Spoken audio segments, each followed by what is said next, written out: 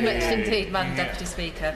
I'm pleased finally to speak in this vital debate, not least because universal credit, when rolled out, will affect millions of lives, but because we have two significant parliamentary events coming soon, the budget and the regulations for managed migration. I've been a member of the Work and Pension Select Committee since 2015, and I have seen the government do the right thing time and time again.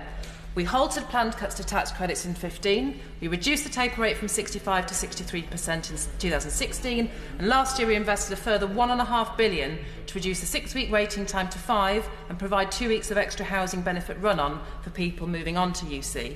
So we know when presented with facts the government will act. So that's what I'm going to do today. And I want to talk about how we can improve universal credit. Let me start with the current system. Awarding a national contract to Citizens' Advice will transform the experience of claimants struggling to get onto the system for the first time. But it still won't fix the risk of debt faced by those who cannot wait 5 weeks for their first payment and subsequently struggle on reduced payments thereafter when they pay their advance loan back. If rumours in the press are true that the payback rate will be reduced from 40 to 30%, that's welcome, but for me it does not go far enough. Given that we are paying advances to 60% of claimants, doesn't that tell us that people can't wait 5 weeks, so the system design is flawed?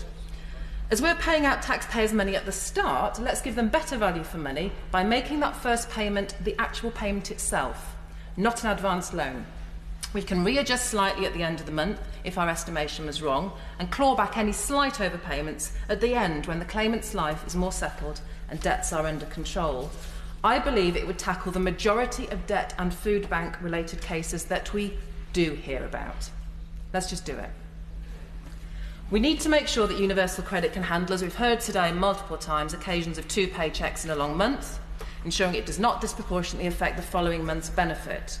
We should support the Scottish Government's trial to see if split payments do give greater support to sufferers of domestic violence.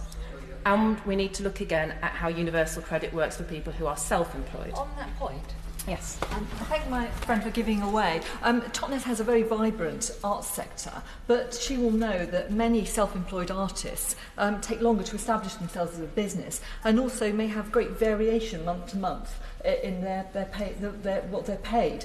Does my right honourable friend in her very detailed work have any suggestions about how we can improve the situation for self-employed artists?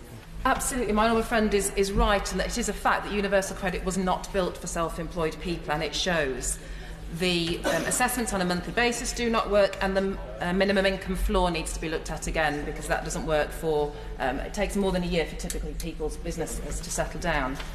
And to make the current system really fly, I suspect we need a boost to IT and admin man and woman power behind the scenes, because make no mistake, universal credit is not yet fully automated. Claiming childcare costs is a prime example of the manual workarounds that are still there. Which brings me on to how we move legacy claimants across and the regulations that we have still to vote for, I suspect, in November. I'm pleased migration will start a lot longer than originally planned, but I and many still have concerns about those regs. We as a government are choosing, for all the right reasons, to move people, that's people, across to a new system, and I fail to see why that should be the complete and utter responsibility of those claimants.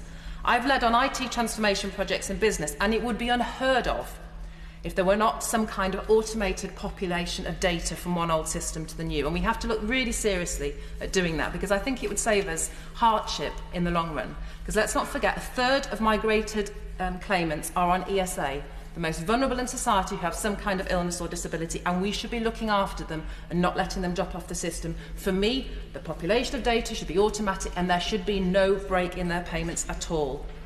And finally, Madam Deputy Speaker, when they arrive safe and sound in universal credit, the work allowances need to be what they should have been prior to 2015. How in this fair Great Britain we call home can we have two families, identical circumstances, living next to each other, where one has been protected across immigration and their next door neighbour are £2,500 less off a year? That is not Great Britain. Julie Cooper.